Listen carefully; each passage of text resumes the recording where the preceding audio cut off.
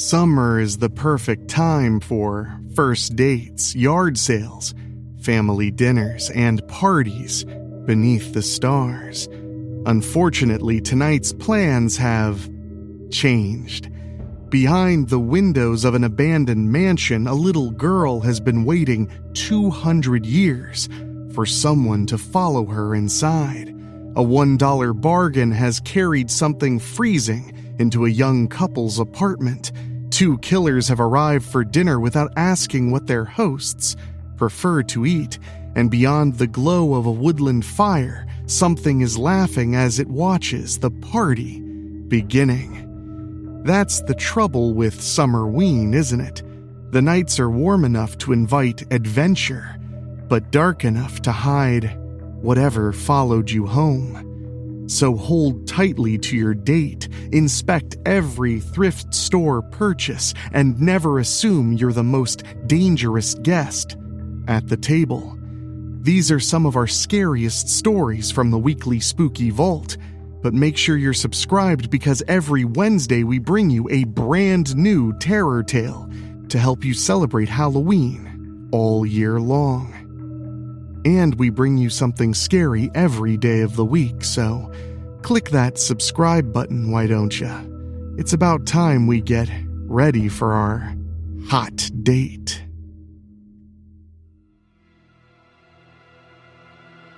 First Date by Rob Fields. Perspective, Ariel Mirren. Who would have thought that my life would have changed so drastically over the holidays? I'm pretty good at keeping my feelings to myself, but I'm still very angry and upset with my parents. Mostly Mom. I still can't believe that witch offered me to Queen Arcadia in exchange for her fame and fortune. Oh, let me tell you, I was so angry with Mom that I screamed and threw everything at her that I could get my hands on. I mean, I destroyed a lot of stuff. My friends who were there with me had to pull me off Mom when I finally attacked her myself. I've had sufficient time now to calm down and assess my current situation. I'm living with Madeline Donnerly and her family now, and actually have my own room. Mouse's parents converted a spare bedroom just for me. Not only that, I figured that upon returning to Strickfield Junior High, that people would be jeering me about the whole fall from grace thing. No one said a word. In fact, I continued on as if that whole blow-up between Mom and I had never happened. But something did happen at school today. You probably know by now that Carter Cross and I have always been polar opposites. Even now, he still calls me Princess. But he's not making fun of me because of my fall from grace. I wasn't letting him off so fast, though. I still managed to swipe a few of his sodas, including at lunch period today. Today, though, it didn't feel right.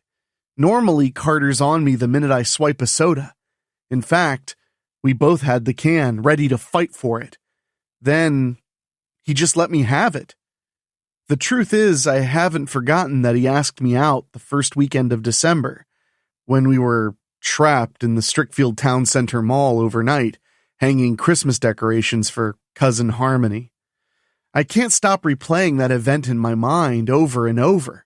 Carter hasn't asked me out again since, though. However, I haven't really given him an answer.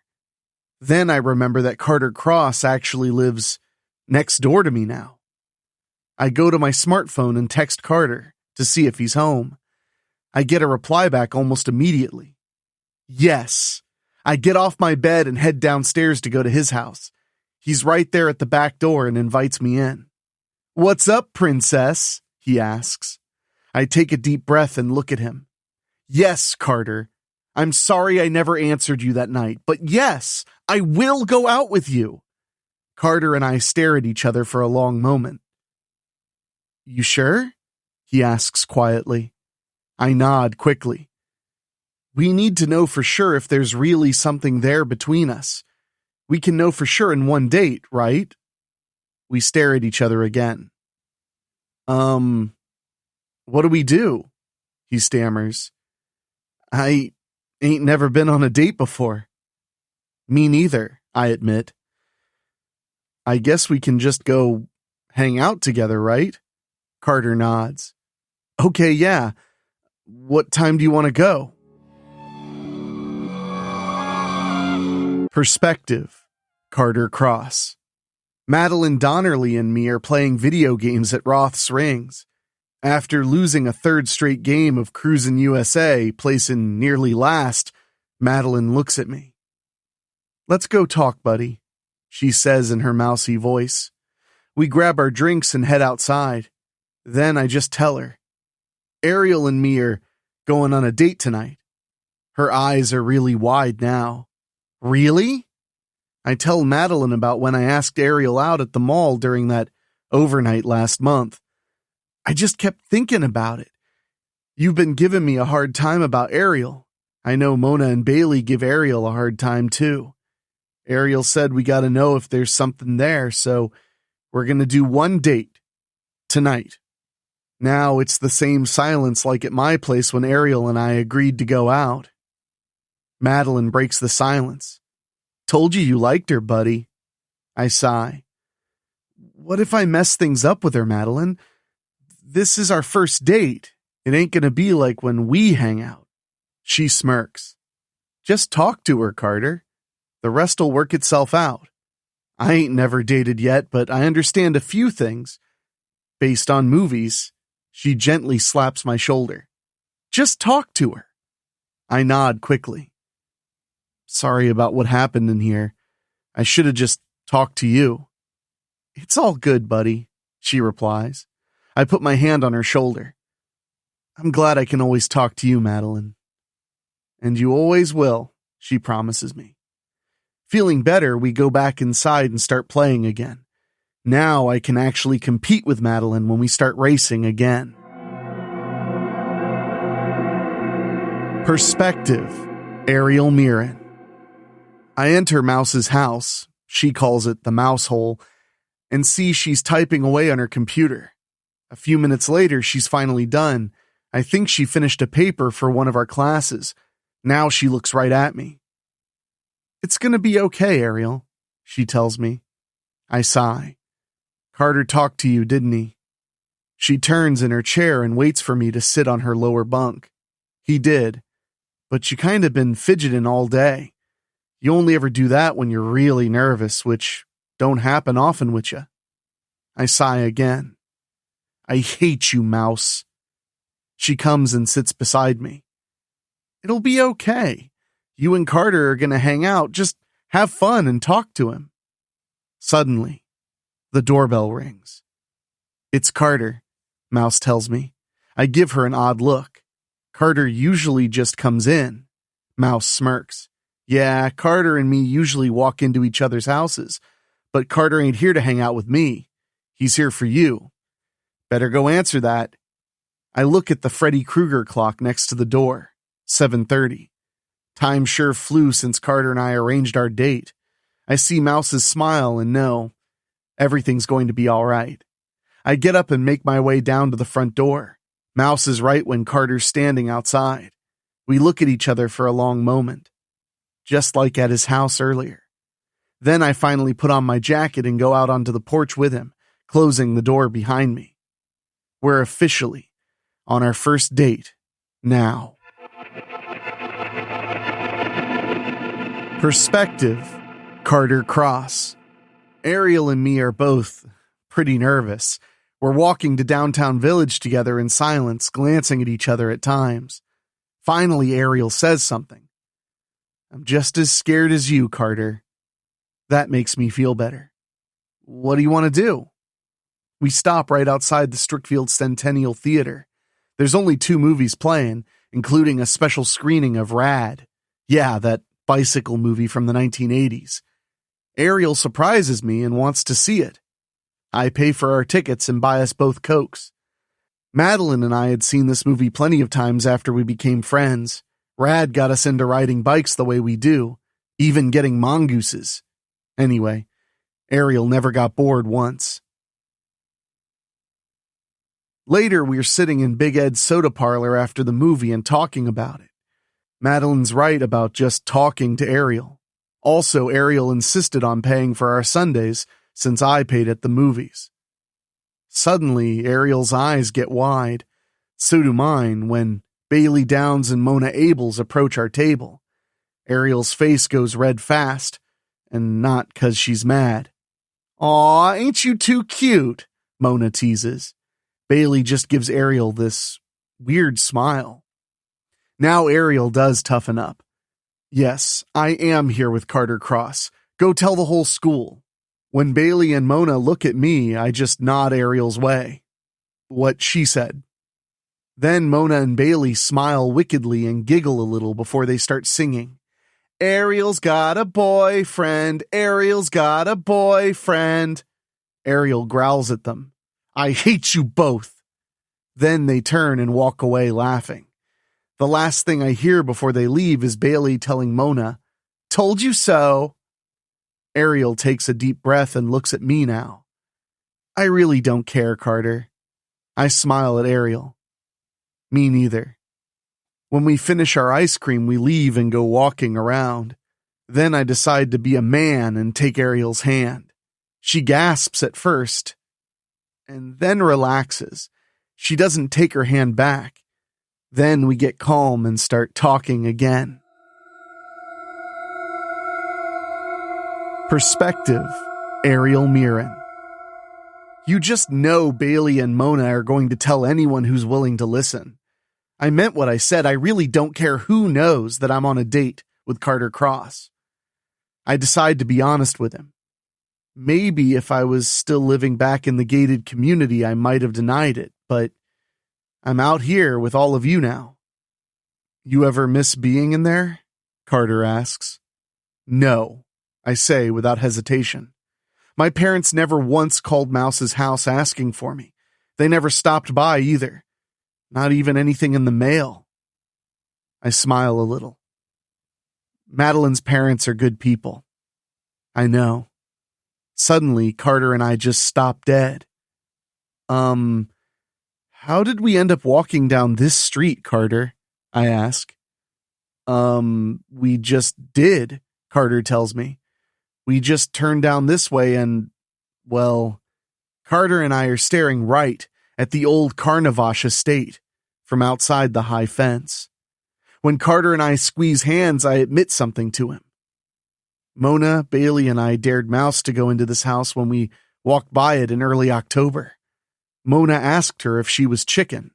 Mouse simply told us she was brave enough to go in there, but not stupid enough. We didn't say anything more to her about it after that. "Okay, well, let's just keep walking," Carter suggests after a little bit. "Yeah, let's," I agree fast. But neither of us move. It's not because we're both scared of the house, it's because we're looking through the main gate and seeing a little girl standing in one of the windows, looking right out at us. Perspective, Carter Cross. Ariel and I both agree we saw that little girl in the house. We're both pretty sure nobody lives in the Carnovasch Estate, and not for a very long time. Living in the village itself, it would be big news fast if anyone actually moved in there. When the little girl moves away from the window, Ariel and I look at each other. "Carter, we can't leave that little girl in there," Ariel tells me. I gulp. I was afraid you'd say that. Ariel and me don't even gotta talk about it. We climb the fence and go inside the property. Looks like this place ain't had yard work done in years. Even though it's early January, weeds seem to keep growing real good here. When we reach the front door, one of them's wide open. Then I hear Ariel gulp. She's breathing fast and giving me looks. I know I gotta be looking scared too. Ariel and I are still holding hands when we slowly go inside. We ain't even 2 steps past the door when Ariel and me both cry out and turn around to see the doors are both completely closed. We go to them and find we're locked in. Ariel quickly pulls out her phone. "No," she looks at me. "No signal. You? Uh-huh, I confirm. Then I open my settings. No nearby Wi-Fi either. We put our phones away, then Ariel points to the stairway. I don't think she was upstairs, Ariel, I say. I thought the little girl was in the room to the left of the doors. Ariel points in the direction. In there. Ariel quickly grabs my hand. Don't you dare let go. I'm not losing you, Carter Cross. I shake her hand to assure her I'm holding it. Then we walk into what looks like a living room. Little girl? I call out. Then I point to the window.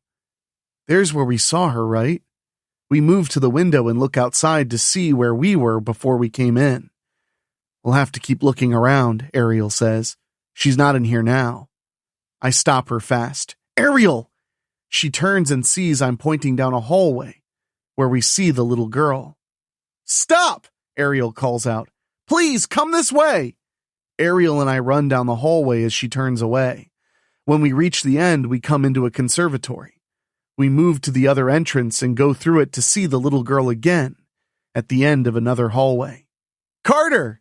Ariel gasps. You seeing this? I nod fast. The little girl's feet are pointing to the floor, but it's plain as the noses on our faces. She's floating. Yeah, I definitely think she's a ghost, Ariel. I hate you, Carter, Ariel stutters.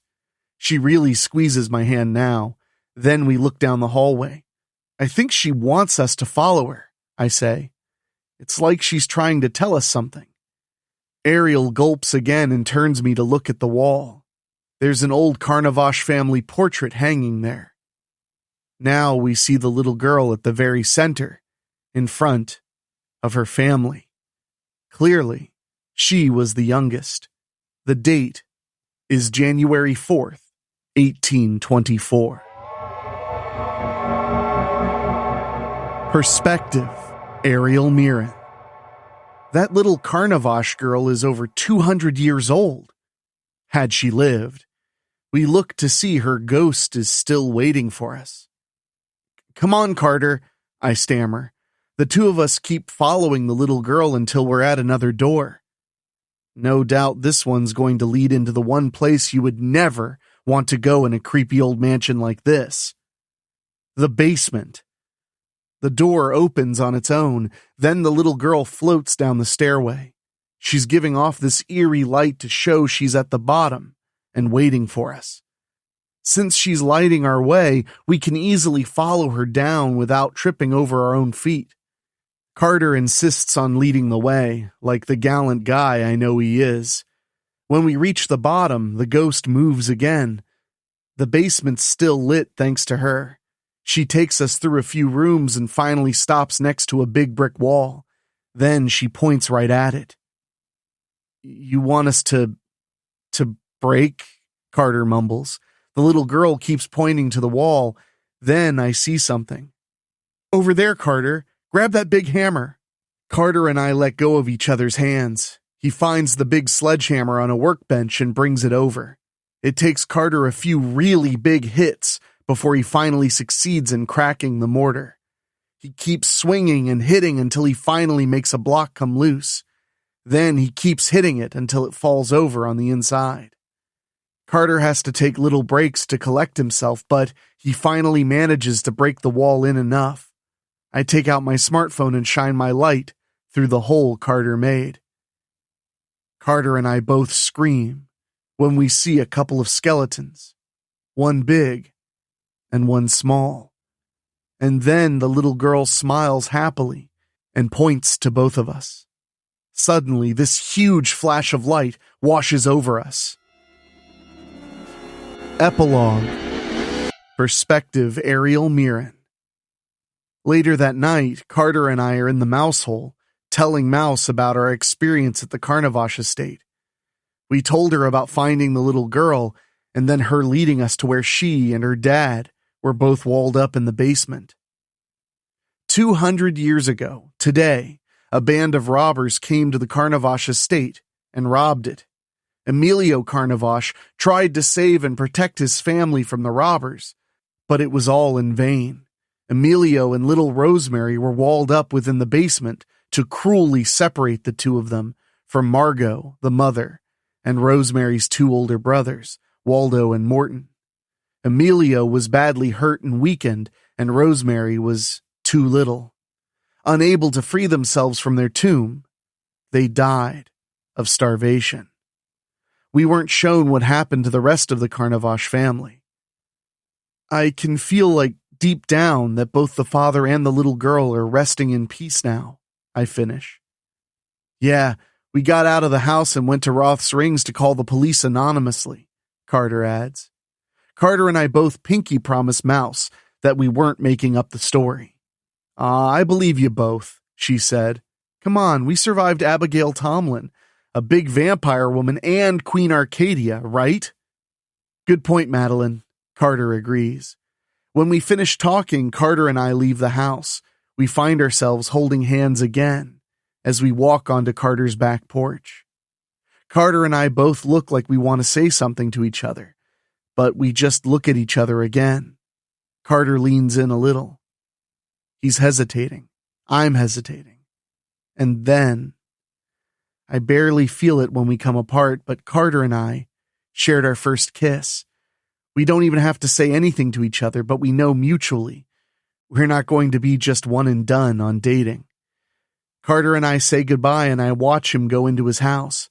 I return to the Donnerly home and go back in.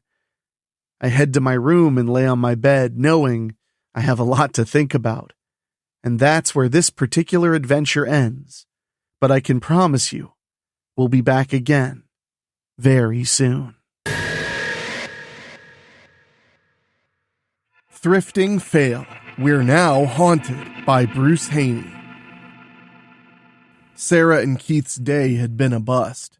The young couple had spent the day thrifting and hitting yard sales while trying to find a new vacuum cleaner for their apartment. While they searched, they used half a tank of fuel, went to lunch, and had a good time. But they never did find a reasonably priced vacuum that was to their liking. And for what the day ended up costing them, they could have had a new one shipped to their door. Sarah was excited about her finds. She found a dress that looked new at a thrift store and found a small lamp at a garage sale. Keith was both frugal and particular, so he didn't find much. But on their way home, after they had decided they were done for the day, they saw a sign for a yard sale. Want to hit it? Keith asked, then made the turn before she had time to respond. Sure. Might still find a vacuum, Sarah said. Wouldn't that be nice? Keith responded. It had been a lovely day, but as they approached the house with the tables and junk on their lawn, a few clouds in the sky began to shift. They drifted in front of the sun, blocking it and bringing darkness to the street. The yard sale had nothing that interested Sarah, but Keith was drawn to an amateur-looking homemade ceramic bowl. She thought it was ugly, but it was only $1 and Keith was going home with something, so she kept her mouth shut for the time being. Back at their apartment, "What are you going to do with that thing?" Sarah asked. "I don't know. Put my keys and wallet in it when I come home, I guess," Keith answered. "Okay," Sarah said. "I was just kind of drawn to the thing. It is kind of cool looking with its uneven shape and poor execution. It's like punk rock pottery," Keith said while turning it over. "I'm surprised that it even has a maker's mark on it," Keith continued. "A maker's mark?" Sarah asked. "Yeah, like how an artist signs their paintings. Someone who does pottery signed the bottom of the piece or stamps their logo or what have you. This one is marked Sylvester," Keith said, and then laughed. "Sylvester?" Sarah asked. "Yep," Keith responded. "Like the actor? I have never heard of someone having that name in real life," Sarah laughed. "Pretty sure it's not the actor," Keith joined in the laughter. It wasn't long after that. Strange things started to happen in their apartment. The first thing, though it went unnoticed by the two, was that the ceramic bowl was never exactly where it was left. It moved an inch or two each time they would leave the room. Keith was the first to notice it, but figured that Sarah had just bumped it.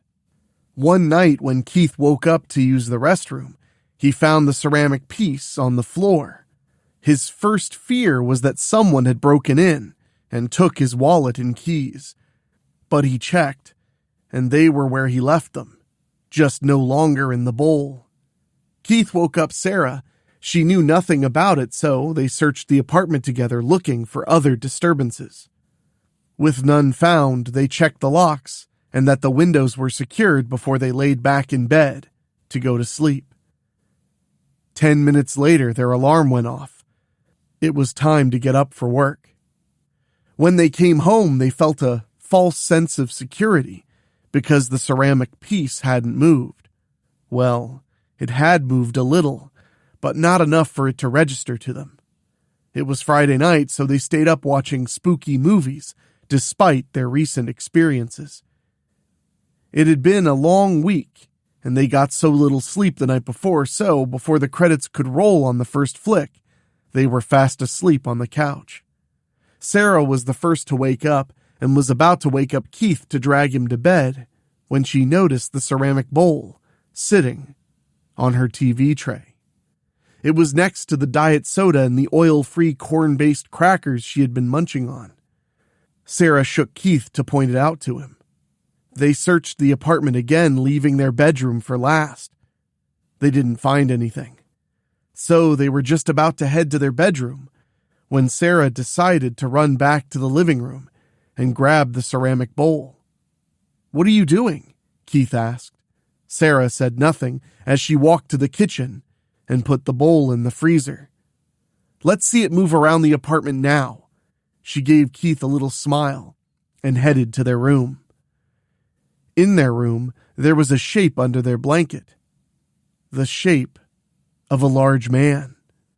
When Keith hit the light switch, the shape deflated and the blanket fell back to the bed. That night, they slept on the couch using a spare blanket from the closet, so they didn't have to use the one from their bed. It was a bit thin and scratchy, but it wasn't recently involved in a haunting, so they made do. Sarah again was the first one to awaken, but this time it was because of the cold feeling she felt on her right shoulder. When she opened her eyes, she saw a big man standing in front of her, leaning over and touching her shoulder. The cold radiated from that spot, and she began to feel chills all over. She knew the person touching her wasn't of this world because she could see through him, and there was a blue glow surrounding him. Sarah looked him over, noticing his disheveled appearance. His apron, his shirt, and pants were covered in paint and bits of clay from where he had used them to wipe his hands off while working. His teeth chattered as he spoke.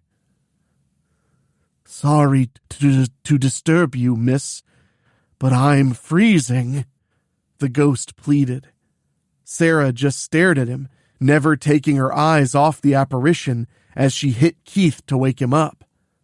By the time Keith awoke, it had lost its courteous demeanor, and a scowl began to form on his face. Keith screamed when he saw him, then the ghost screamed while moving his gaze from Sarah to Keith. "I'm cold!" the ghost yelled. "What?" Keith stammered. "I said I am freezing!" As the ghost began to head towards Keith, something clicked in Sarah's head. She jumped from the couch and ran to the freezer, where she opened the door and grabbed out the ceramic bowl. She then turned around to show the ghost. But he was gone. Sarah and Keith spent the next morning driving around, trying to find the house they had bought the bowl from, so they could return it. Sarah was sure she knew the way, but without the signs and the tables of junk in the yard, it was hard to determine which house it was. Eventually, they agreed on a house that they believed it could be. Nobody answered the door, but they had been expecting that after spotting the for sale sign on the lawn. "What do we do now?" Keith asked. "I don't know. I don't think we're going to get any answers this way. We should just throw it out," Sarah responded. Before they went back home, they stopped at the coffee shop where they had their first date. It was Sarah's turn to buy, so Keith found them a comfortable spot to sit so they could talk. While he waited for her, he got on his phone and did a couple of quick searches. When Sarah came with their coffees, he was ready to tell her what he'd found out. As she handed him his quad shot over ice, he told her all about Sylvester. I don't know the connection to that house, but I think I found information on our Sylvester. He was actually a respected artist, Keith said. But that thing was so amateurish, Sarah argued. True. Do you remember when you first started painting last summer? Keith asked. Oh, God, I'm glad I tossed all those awful early paintings, Sarah replied. Well, Sylvester, like you, got much better. According to his Wikipedia page... Wait, he has a Wikipedia page? It's not the actor, is it? Sarah interrupted. No, it's not the actor. His name was Sylvester Helm.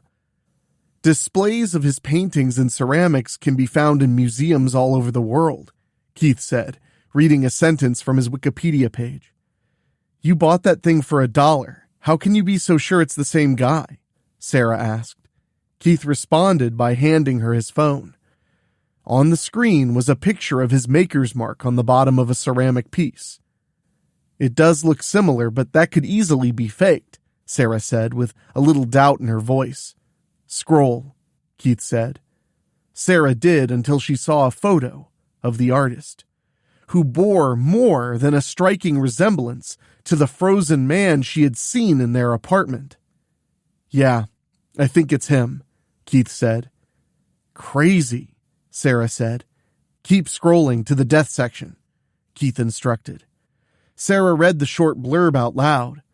Sylvester Leroy Helm is assumed dead. The artist was last seen in 2010 at an antiquarian book fair.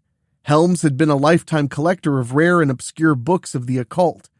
After his disappearance, his aunt became the heir to his fortune and reported that many of his rare books were missing. A death in absentia was completed in 2017, as he is presumed dead. Wow, so what does all that mean? Why does that equal us being haunted? Sarah asked Keith in a whisper so other people in the coffee shop wouldn't hear. I don't know. I don't think we have enough pieces of the puzzle to figure it out, Keith said. So we need to figure out what the next step is to figure this out, Sarah said. Or we just don't pursue this further, Keith said. Why not? Sarah inquired. Have you ever read H.P. Lovecraft? Or watched The Blair Witch Project? Keith asked. No and yes, Sarah responded. Okay, good. Have you ever noticed that trend in horror movies that have a deep lore or mystery to them? That as the people search, they become more and more screwed and eventually go mad, disappear, or get killed. I mean, look at Sylvester here. He did just that. He looked for evil until it found him. Now, he's stuck in the worst piece of art he ever created. Yes, I want to know what happened, but I'm not trading this beautiful life we built together for that, Keith said. So what do we do? Sarah asked. Could destroy it, Keith said. But we don't know what that will do. Look what happened when we put it in the freezer. What if it appears in front of us all mutilated and gross from being broken apart? Sarah said. Do you think that's what'll happen? Keith asked. We have no clue, and without further research, we won't, Sarah said. When they arrived back at the apartment, Sarah took the bowl out of her purse and set it on the counter. What can we do for you? Sarah whispered towards it, not wanting Keith to hear her. No response came, so she followed it up with another question. Are you stuck? Sarah asked. Again, no response. Keith walked into the room and saw her talking to the bowl and decided that he had a plan. Keith walked over and snatched up the bowl, then headed to the front door. What are you doing? Sarah asked. I'm going to throw it away, Keith responded. But what about when it goes into the garbage truck and gets smashed? It seems like, from the freezer situation, he can feel pain. That wouldn't be right for us to do. He is scary, but I'm not sure he's Evil, Sarah explained. Keith thought about this for a moment. What if I just leave it on the side of the street? Keith asked. Same result. It'll end up in the trash, Sarah responded. Okay. How about I give it to a thrift store? Keith asked. Okay, yeah, I'm okay with that, Sarah said. That plan didn't work. By the time they arrived home after donating it, it was back on their counter. Later that night, they went back to plotting how to get rid of the thing. After the scare of the cabinet, Sarah was warming up to the idea of just destroying the thing. There must be another way. Why is it attached to us? What makes us so special? Keith asked. We bought it, Sarah responded. They both stared at each other for a moment. That was the key. The purchase is what had attached them to it. We have to sell it, Sarah told him. Yeah, we might even make a pretty penny being that it's an authentic Sylvester Helms piece. But every auction house and antique store laughed at them when they presented the piece. Nobody believed that it could be the work of the renowned Sylvester Helms. So, they did what anyone else would do in that situation. They threw it up on a popular online auction site and hoped for the best. That night, they didn't wake up when their covers were pulled from them. Sarah did wake up when she felt a hand on her ankle. She woke up Keith with her screams and the loud bang that came from her body, hitting the floor. They both knew things were escalating, and they hoped it would sell quickly. They watched the auction eagerly, but Sarah began to have a change of heart. I'm not sure it's right to sell it, Sarah said. I don't care if it is. You could have gotten really hurt, Keith responded. The ankle incident was scary, but is it fair to curse someone else with this? What if something worse happens to them? Sarah asked. What if they knew it was haunted? Would it be okay then? Keith asked. Yeah, then they know what they're getting into. I think that would be fair, Sarah responded. With that, Keith changed the title of the listing to Haunted Ceramic Bowl, Scary Item. Then, in the description, he wrote about what had happened to them. Then, something told him to list the item higher. Asking $150 instead of $8 would make it feel more legitimate. An hour later, the item sold. The next day, they mailed the package off, and they never saw the ceramic bowl or the ghost again.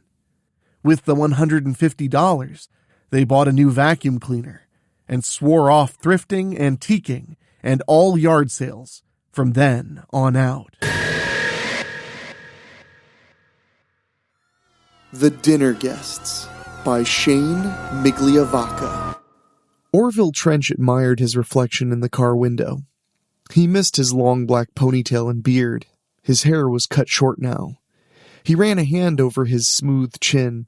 He'd had that beard so long, it was like cutting off a limb. But it had to go. It was time to get a new car, too. The old one would be drawing too much attention soon. Cherry Kowalski, the love of his life, appeared in the reflection. Her eyes were large, piercing, and dark. Dark to match her long, wild black hair, streaked with purple and green, that hung to her shoulders. She twirled one of the long strands of hair around her index finger. Hanging around her neck was a simple silver necklace. A small plastic baby arm dangled from it. "You look good," she said. "I didn't ask." "Fuck you," she laughed loudly, giving her lover double middle fingers. Orville spun around, grabbing her by the shoulders. His eyes narrowed. Oh, yes. Yes, indeed. He scanned the parking lot of the convenience store. There were only 3 cars here. An old pickup truck, a rusting black Camaro, and a fairly new SUV. Not much to pick from. Shouldn't be that many people inside. He looked at the sign over the door. It read, Quick Save Mart. It would be quick, all right. He couldn't wait to get out of East Fuckwit, New York. Orville touched the cold steel under his jacket. A Colt Trooper MK3, like the sheriff carried in Walking Tall, the 70s one. He loved that film. Not that shit remake with that Nancy boy wrestler. It hung from a shoulder holster under his jacket. A flaming devil face was emblazoned across the jacket's back. Just as he expected, the door had a little bell that chimed when it opened. He sized up the store. Orville liked to think of himself as a hunter, though what he hunted, you didn't buy a license for. The store was typical. 5 aisles of various overpriced crap, cold drinks in the back, and some not-so-fresh-looking coffee. The kid behind the counter, who couldn't be older than 20, didn't even look up from his cell phone when they entered. He was dressed to the nines in M&M cast-offs. Another white boy wannabe. He'd be easy enough. Picking through the beer was a bear of a man. Dirty coveralls, baseball cap, and a long graying beard. Had to be the pickup driver. This one could be trouble. He'd be the first. The last customer was a young woman, mid-20s. 2 p.m, and she's wearing fucking pajamas. Orville shakes his head. Too bad for her, she wasn't his type. Anything look good for you, hun? He asks Cherry. Slim pickings. The big man came up to the counter, carrying 2 6-packs. He set them on the counter. It took a couple seconds before the kid looked up from his phone. That all, Mr. Scott? The kid asked. For now. You know that damned phone gonna turn you into a zombie, Jimmy. All you kids just stare at 'em all the time, sucking your minds out. Not just kids doing it. Seen plenty of adults, too. Scott opens his wallet. Goddamn right about that. The wife is always doing that Facebook shit. Why you think I got these for tonight? The two have a laugh. Cherry makes a mock vomiting face to Orville. Orville mouths, which one? Cherry nods towards large Mr. Scott. Gonna start off Friday night right? Scott says. Cherry slides up next to him. She leans against the counter, showing Jimmy her cleavage. His eyes go right to it. How's about speeding up all the talky-talky, she says. Excuse me, young lady, Scott says. No need to be fucking rude. Orville stood next to the coffee pot watching Cherry do her thing. He poured himself a cup, dropping in a ton of creamer and sugar, gulping down the cup in one go. I just want to make a purchase and go, not listen to your fucking life story, she says, noticing she's not even holding anything. Cherry quickly grabs a handful of Slim Jims. These delicious treats, yum yum. Scott shakes his head and turns back to Jimmy. What do I owe you?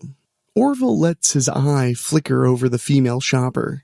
She'd selected some chips and now stood in front of the soda cooler, oblivious to the fun up front. Scott paid Jimmy and turned to leave, picking up his beer. Cherry blocked his way. Excuse me, miss. No, you don't get to leave until you apologize. Cherry stomped her booted foot hard on the floor. Just get out of my way, crazy bitch. He tried to push past her. Angry, Cherry clawed him, opening red trenches on the left side of his face. Bitch! Scott dropped both of his 6-packs to the floor with a crash. Some of the cans exploded in a foamy blast. He made an unsuccessful grab at Cherry. Too slow, she laughed. Scott lunged at Cherry only to come face to face with Orville's Colt Trooper. Orville smiled, a wicked smile, as he pulled the hammer back. Hands off my girl. He pulled the trigger, sending Scott's brains all over the newspaper rack. Scott fell to the ground, twitching. Lying on his back, Orville fired a couple more shots into the dying man's chest. He saw Jimmy behind the counter, his face slack with dull horror. Orville pointed the Colt at him. Stay planted right there, zit boy. You move, you die. The boy nodded. Shit, Ori, he was mine, Cherry pouts. And you took too long. The female shopper screamed at the top of her lungs and bolted. Orville sighs. Get her. Cherry let out a blood-curdling scream and pursued her prey. Cherry grabbed cans from one of the shelves and hurled them at the woman. Where you going, baby? A can hit one of the glass coolers, cracking it. Another one hit the woman's leg. She fell against a display of dog biscuits, knocking it over with a loud crash. Cherry picked up a loaf of bread and beat the woman with it. Give up? She laughed, pulling the woman up by her hair. Orville watches the sad spectacle, laughing. Out of the corner of his eye, Jimmy inches towards his phone on the back counter. "Don't even think about it, white chocolate." Cherry marched the pajama-clad shopper up to the counter. Upon seeing Scott lying on the ground in a pool of blood, the captive started to sob. "Oh God, don't hurt me." Orville looked at the woman. "Don't worry. Nobody's getting hurt as long as you give us a little ride." A glint of metal caught his eye. Too late, he saw Jimmy aiming a cheap pistol at him. The nervous boy squeezed the trigger, trying to fire one-handed. The pistol fired wild. The bullet whizzed past Orville and hit the female shopper in the throat. Orville took aim with the Colt and blasted Jimmy between the eyes. The boy slumped dead against a display of lotto tickets. "Damn," Orville says. "That was something." Orville looked over at the side of the counter at Jimmy. What brains he had leaking out of the wound above his eyes. Orville shot him again. "You get to have all the fun," Cherry pouts. He holsters the Colt. "Get some supplies for the road." Orville walked over to the body of the woman. He crouched down and turned her on her back. She stares up at him with lifeless eyes. He rummages through her pajama pockets and pulls out a pair of keys. He was about to stand when a bell dinged as a car pulled up to one of the pumps. He looked back at Cherry filling up a plastic bag with groceries. "Get down," he hissed. "We've got company." Orville peeked around an end cap of beef jerky. It was hard to make out the car or the driver since they were on the other side of the gas pumps, but he thought he saw a glimpse of long blonde hair. All the while Orville kept his eyes on the new arrival, they stepped from behind the pump. He was right. It was a girl about 18, long blonde hair, longer legs. Instantly, Orville felt his crotch come alive. God damn, he wanted to fuck her on the spot. This called for a change of plans. He'd planned on taking the woman in pajamas hostage, having her drive them somewhere secluded and lie low. But White Chocolate got trigger happy and fucked that up. So he'd settle for just taking her car and some supplies and hightailing it. But now Blondie had dropped into their laps, and if he was lucky, she'd be riding it later tonight. After he was done, Cherry could have a go. She'd like that. Orville licked his lips at the thought. From behind the counter, another urgent beep as the blonde pressed a button on the pump. Finally giving up, she walked frustrated towards the store. "Here we go," Orville whispered. The blonde pulled the door open, making the bell chime as she unknowingly stepped into hell. "Jimmy, you awake in here?" she asked a second before seeing the blood. "Jimmy?" "Nope." Orville stood, the Colt pointed at her. "Jimmy's on break." "Blood?" the girl said, biting her lip. "Did you?" "Sure did," Cherry said, as she walked towards them carrying an overstuffed bag of groceries. "How sweet. Fresh meat." "She's also going to be our ride out of here. Ain't you, baby?" The girl looked down at the bodies, then up at Orville and Cherry, dumbstruck. "Right?" Orville said, a bit annoyed. He took the blonde's chin with his hand and forced the girl to nod in agreement. "Right!" He took his hand away, leaving bloody fingerprints. "Who are you?" the girl asked, her voice quivering. "I'm a demon," Orville answered. "Straight from hell. I eat up little girls like you." "You're gonna kill me." "Depends. What's your name, sweetness?" Lauren Doler." "Well, Lauren, where were you headed this fine afternoon?" The girl took a deep breath. "To my parents for dinner." "To her parents for dinner," Cherry mocked. "And where do said parents live?" You don't want to go there, please. I'll take you anywhere else." Orville snapped his fingers. "Where do they live?" "I don't want anybody to get hurt," she offered up. Orville snapped his fingers again. "Where?" Defeated, she sighed. "Outside Hillbury, on Old Gorge Road." "Sounds homey. Just the folks there, Sweet Pea?" "Yes, only child." He grabbed her ass. "Great. Let's mount up." "Road trip," Cherry said, doing a little dance. Lauren looked down at the dead bodies. You're just gonna leave them there? Like that? Cherry looked down at the bodies. They're dead, honey. They ain't got anything to worry about. Now move your ass. They filled up the gas tank of Lauren's Chevrolet hatchback and loaded up the back with several bags of groceries. Orville had formulated a new plan. They'd go to the parents' house, maybe spend a day or two laying low. This massacre would be all over the news. He could take the time to have some fun with Lauren. Orville looked over the car. We're all set, Sweet Pea. You know the way. You drive. Shotgun, Cherry shouted. Sorry, hun. I gotta keep an eye on our driver. You'll have to ride in the back seat.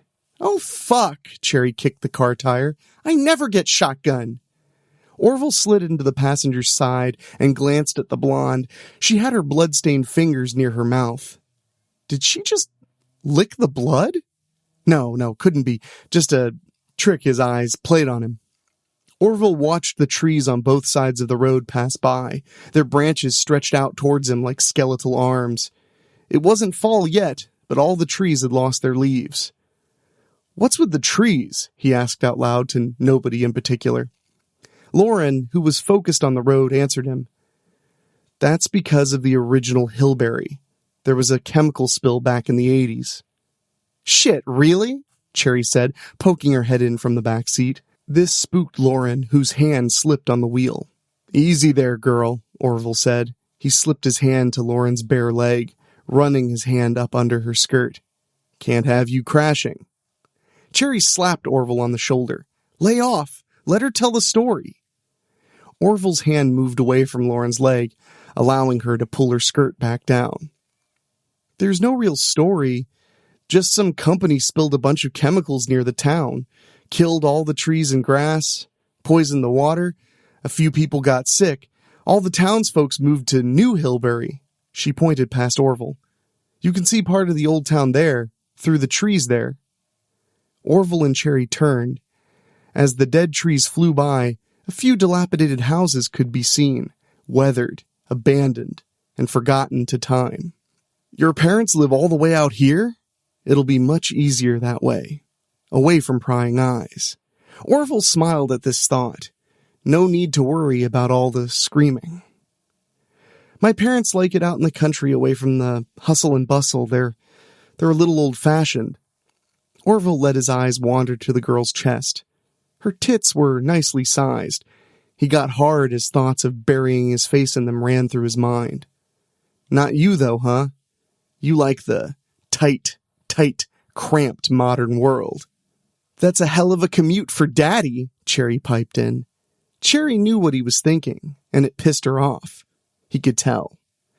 Dad kind of works from home. Lucky him, Orville said. He looked at the sky growing dark as the evening crept in. The car sank into quiet as Orville turned his thoughts to what had to be done. The parents shouldn't be too hard to control, especially since he had the girl and the gun. Besides, in a day or two the happy family would be dead as dog shit. Orville looked at the girl, seeing her as yet another decayed corpse left in his wake. Too much quiet, Cherry barked from the back seat. Turn on some tunes, Ori. Good idea, he said. He turned on the radio, cycling through the channels. Most of it was static. The first actual station he got was a religious one. A woman was preaching, screaming the words in a frenzy. Exodus 4:25, you are indeed a bridegroom of blood to me. The woman's voice was raw, like her throat was bloody. Ah, nope, Cherry interjected from the back seat. The next station he found was a pop station. Dubstep strained the car's speakers. Hell fucking no! The next station, Kenny G was playing his heart out. Crap. Next. Orville switched it again. Black Sabbath's Paranoid assaulted their eardrums. Hell yeah, Cherry squealed. It was dark before they got to the house. Lauren drove without the headlights on until Orville said something. She was so nervous she must have forgot to turn them on. I can take you anywhere, she pleaded. Please, just don't involve my parents. Really, I'm sorry, sweetness, but no. Even if he somehow took pity on her, It was too late now anyway. On the left side of the road, a large house loomed, lights burning quaintly in the windows. This had to be the place. It was the first man-made structure they'd seen in miles. Lauren pulled off the road down on a long dirt driveway. Off to the house's right, a large walled-in cemetery loomed, its stone walls, ancient and crumbling. "Whoa, creepy," Cherry said, pressing her face to the window. "A graveyard? Your parents live next to a fucking graveyard?" Orville asked. "Dad's the caretaker," Lauren answered, as she pulled up to the house. "When the town moved, the cemetery stayed. They still bury people from the new town here." They got out of the car. Orville glanced up at the house. It looked old, but in pretty good condition. Daddy probably had a lot of time on his hands to keep the place nice. "Won't Mom and Dad be surprised?" Cherry said, doing a little skip. "Lead the way, Princess." Orville reached into his jacket and pulled out an old switchblade. He held the blade to Lauren's side. "Don't think of being a hero. This old girl is Sally. Killed my first dog with her. She'll gut you all the same. Understand?" "Yes." "Good. Let's go meet the folks." Lauren pushed open the door, Orville right behind her. The house looked homey, he thought. Would be a shame to make a mess of it. "Mom? Dad? I'm here." Orville could hear a TV playing in one of the rooms. The smell of something good cooking hung in the air. A middle-aged couple stepped into the room. Their looks of joy turned to questioning looks upon seeing their guests. "Honey? Who are these people?" the mother asked. The father looked at Orville, the recognition visible on his face. "Look who's come to dinner, Daddy dear," Orville says. "Behave." He flashes the Colt in its holster. "Oh, God," Mom stammered. "What do you want?" "Some grub would be cool." "They're the ones on the news. Serial killers," Lauren's father said. "Has our little rest stop made a splash already?" Orville said, putting his arm around Lauren. He could see the father's face light up with anger, and then helplessness. This thrilled Orville to no end. Orville might have to make Daddy watch as he fucked the girl's brains out. "Why don't we mosey into the dining room and eat?" Mom and Dad led the way as Orville walked with Lauren, Cherry following behind. "What are we having, Mom?" Orville asked. "Roast, but it's still in the oven," she answered, looking nervously at her husband. "I should get it." "Cherry, why don't you help Mom get the food?" Orville winked at the mother. "I'll entertain Pops." Cherry frowned. "Come on, you old bat." She took the woman roughly by the arm. "Where's the kitchen?" Orville pulled Lauren tight to him. He took a whiff of her hair and skin. "Your daughter smells great, Daddy. Ever have a piece?" He could see the hate burning in the man's eyes. Orville half wanted him to try something. He ran his hand roughly over Lauren's chest. "Bet she tastes great, too." As he hoped, this was too much for Dad. Orville pushed Lauren out of the way and sent the girl sailing into a small stand. The father charged at Orville, swinging at him with his huge fist. Orville sidestepped the swing and grabbed the man by the throat. He slammed him down hard against a nearby table. The mother appeared in the doorway, Cherry right behind her. "Get the fuck back in the kitchen, Cherry!" Cherry did as she was told, pulling the woman back to the kitchen. Orville pulled out Sally and sliced a large gash across the man's right cheek. "Bad Dad." He took a quick glance at Lauren. "Hey, Princess, where's the basement?" Lauren stood, unsure on her feet. "Please don't hurt them. Just go." "Not gonna happen. Basement now, or Daddy loses an eye." Lauren led them to the basement door and nervously opened it. "What are you gonna do?" Lauren pleaded. Orville dragged her old man to the stairs. All Orville could see were some old wood stairs descending into darkness. "Can you fly, Daddy?" Orville took the man by the collar and threw him down the stairs. Lauren screamed her guts out as her father was swallowed up by the darkness. Orville thought he heard the sound of bones breaking as the man hit bottom. He looked at Lauren, tears streamed down her cheeks. "It's possible he survived." "Maybe." she sobbed. Why? Orville licked his lips. You don't want Mom to get the treatment, do you? No. Good. You'll do what I say then. She nodded. Here's what I want. He knew she'd still have a room here. The kid moves out, but the folks always keep the room untouched. Stuffed animals sat on the bed, silent judgment on their furry faces. Orville turned on the radio on the girl's dresser. Stevie B's Postman song was on. Not sexy, but Orville didn't want to wait anymore. He pushed the stuffed animals off the bed, scattering them to the floor. He hopped on the old bed, its springs creaking in protest. Okay, Sweet Pea. Showtime. Strip. Lauren gulped. Cherry watched the mom trying to prepare dinner like all hell hadn't just broke loose in the other room a few minutes ago. She had to hand it to the old bat. She could keep it under control. It had grown quiet now. What could be going on? Cherry thought. Before she investigated that, the smell of the roast caught her limited attention span fully. Cherry stabbed a big slice of it with her knife and took a large bite, sending juices dribbling down her chin. So good, Mommy, she said. I think I just came in my panties. The woman didn't answer.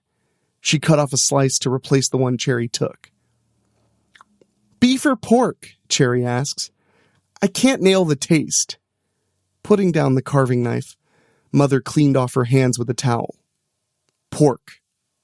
It's damn good, Mom. Why do you do it? Hurt people. Cherry thought for a moment. Because it's something to do. Lauren stood in her bra and panties, nervously trying to emulate a sexy dance. Orville watched. It was time. He could wait no longer. Come here. She walked toward him, her face pale white. Orville was a little bit disappointed in her choice of plain pink panties and bra. He'd hoped they'd be something a little more exciting, or at least funny. Lauren sat down next to him, her body shaking. Undo my pants. Cherry was getting a little nervous. Where was Ori? She didn't hear anything out in the dining room. Maybe Orville was getting rid of the dad. She watched Mother as she washed the carving knife. When can we go out there? She asked. The food'll get cold. Just hold your horses. Don't you have any other food to get ready? It was weird.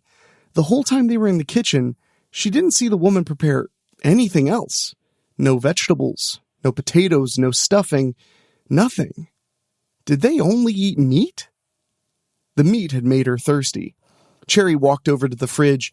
She could go for something cold. It was too much to hope these fucks had beer. She pulled open the fridge door.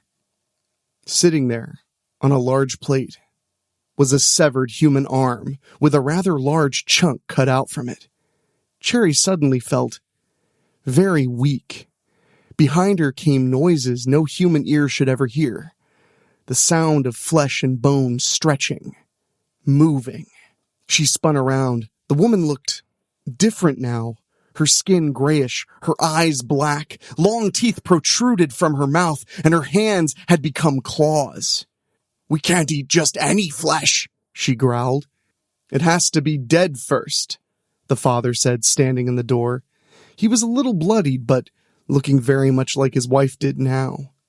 The only thing between Orville and Lauren was his boxers and her underwear. He felt like a boy on Christmas morning. He told Lauren to pull down his boxers. They fell to the floor. Here, he took her head, lowering it toward his excited dick. He leaned his head back, looking up at the ceiling. The girl was pretty good at this. There was a gunshot somewhere downstairs, followed by Cherry screaming in horror. What the fuck? But it was already too late. In the next instant, pain sliced through him. He felt something warm splash his chest. He was almost too terrified to look down. His crotch was covered in warm, red blood. The small stump where his dick had been was busy pumping more out. As he started to slip into shock, he looked at Lauren, whose body was undergoing a horrible change. She spat blood from her mouth along with his severed manhood. I told you to leave us alone. Orville could hear the heavenly chorus calling him. They sounded like howling wolves.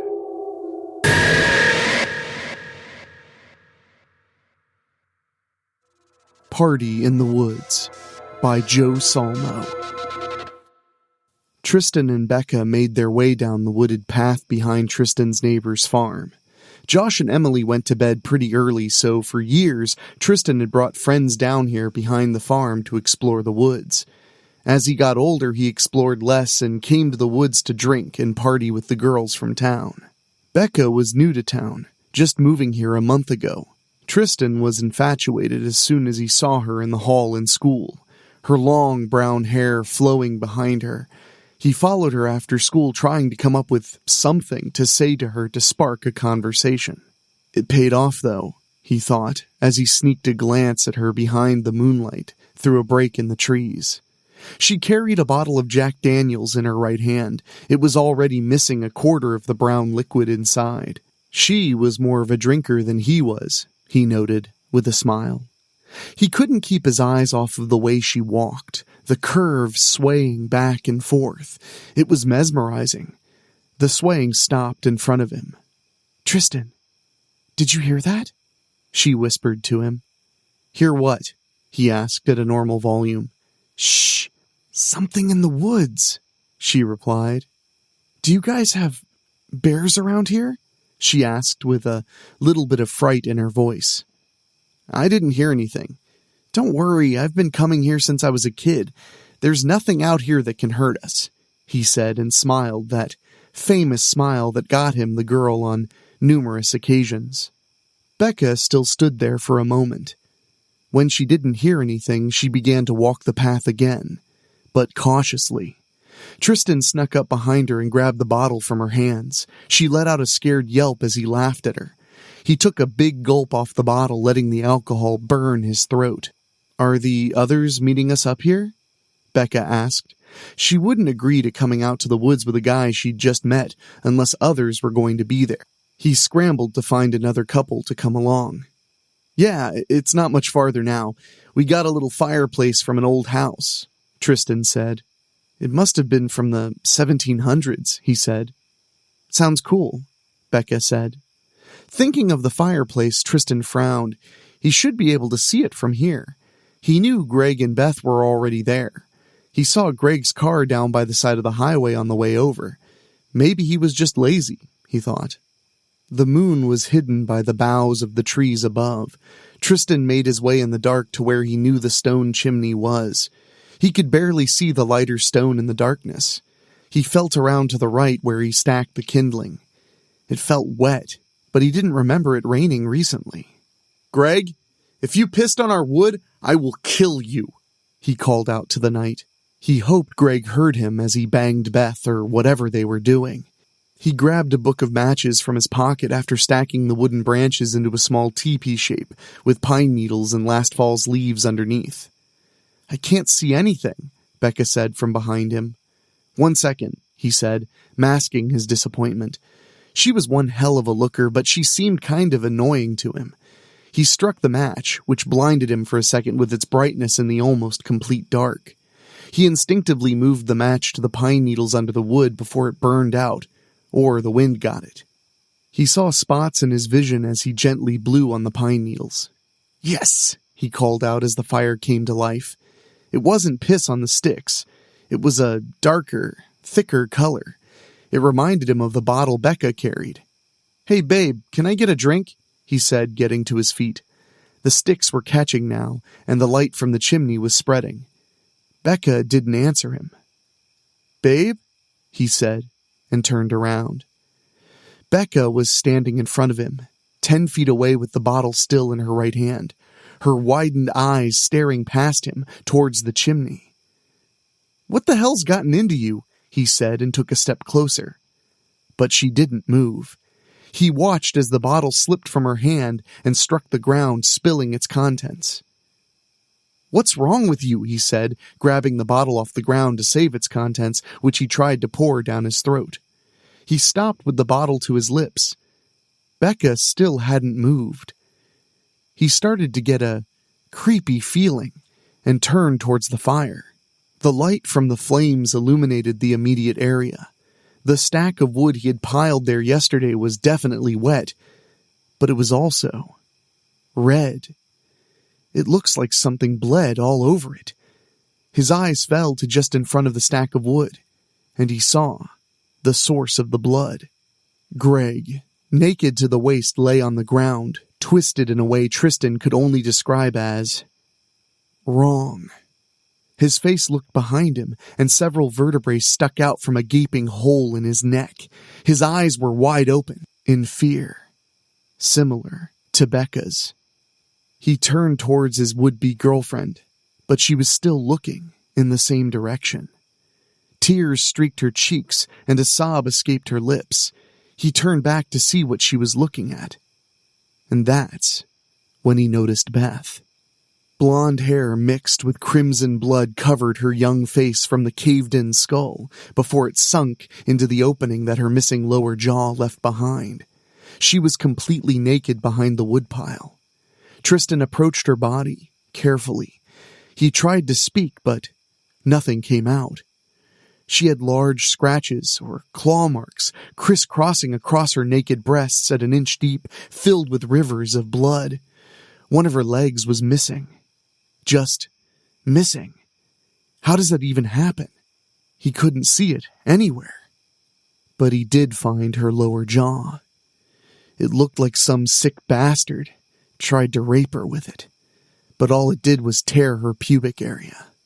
Teeth peeked out from between strings of her mangled genitalia that hung from her body like the streamers on a 5-year-old girl's bicycle. Panic started to settle into Tristan. He stepped backwards away from the mangled corpses of his high school friends. "Becca," he called out. "Run." He turned himself to run and saw a horrid sight. Behind Becca, who still hadn't moved from the same position, stood 3 humanoid shapes. Their eyes reflected the firelight from the chimney. "Becca?" Tristan managed to say before the creatures moved. In an instant, 2 grabbed his date and held her arms behind her back. He heard a sickening pop as one of her shoulders were dislocated violently. The pain seemed to break Becca out of her shock. She screamed. The 3rd creature charged Tristan. He managed to land a punch on the monster, but it didn't seem to have any effect. It grabbed him and forced him to his knees, placing one of its large clawed feet on the back of his legs so he couldn't get up. "Help me, Tristan!" Becca called out. It was her last words. One of the creature's hands suddenly protruded from her lower abdomen, tearing out of her flesh with a violence Tristan had never witnessed before. "No!" He called out in horror and began to sob. He swore the creature holding him mocked his cry. Tristan saw the moment Becca died. He could see it in her eyes. The moment it ceased to be Becca and became only a sack of meat. It was worse than the mangled corpses of his friends, watching her die like that. Becca's body fell down to the ground. The 2 monsters fought over her, tearing pieces of her flesh off in front of him. The same flesh he was admiring just a short time ago.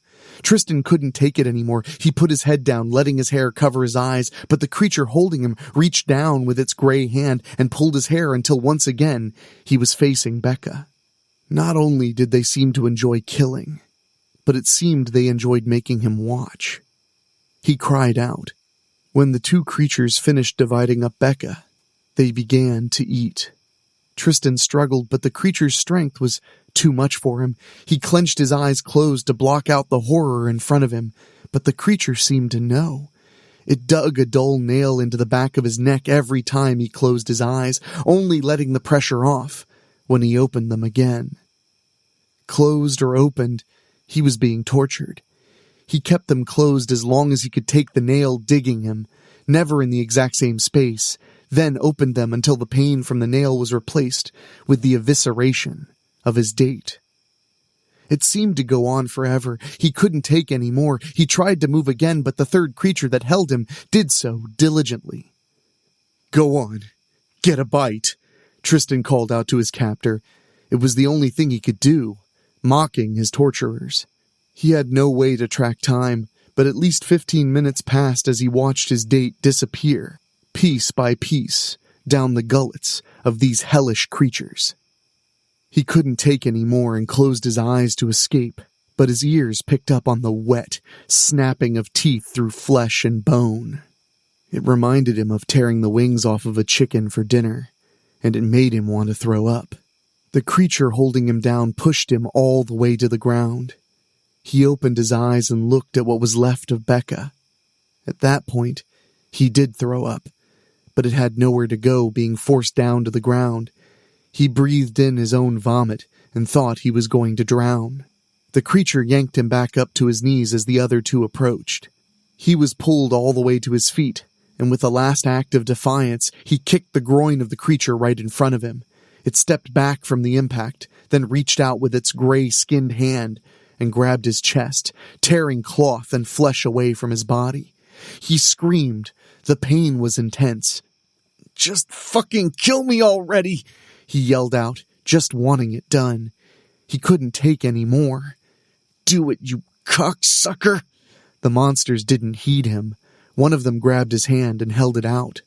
The first creature, that had been holding him the whole time, switched places with the one that tore a piece out of his chest.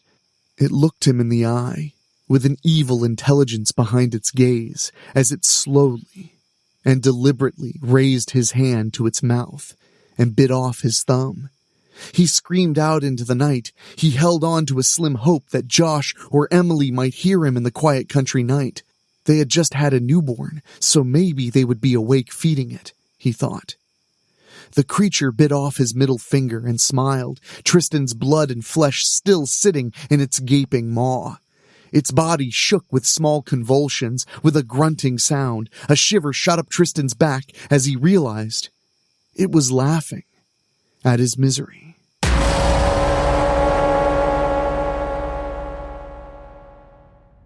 And there you have it, my spookies.